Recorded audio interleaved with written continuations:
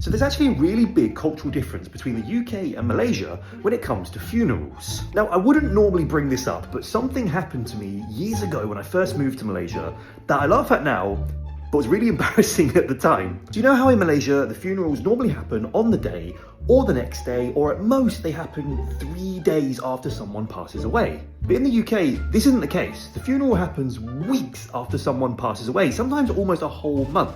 And when I first came to Malaysia, I didn't know this. So my boss was once telling me that his father unfortunately passed away. And I said to him, oh, I'm so sorry to hear that. I'm sorry for your loss. Just let me know if there's anything you can do. And he goes, yeah, sure, Ryan, I appreciate that. Thank you. Just probably later I'll be going off for the funeral. And I was like, oh, right, to organize it, right? And he goes, no, to actually have the funeral. At this point, I was confused, but it's like a delicate time, right? When someone says something like this and you don't want to say the wrong thing to upset them. So I just remember saying to him, oh, did you have like a priority booking or something? Bruh. Like, I didn't know what to say at the time.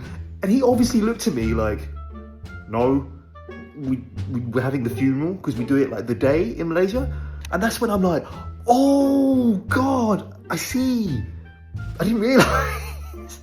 And just last week before I came back to the UK, the same thing happened, but the other way round to my doctor. When I told my doctor that I was coming back to the UK for a funeral next week, he looked at me like, what do you mean for a funeral?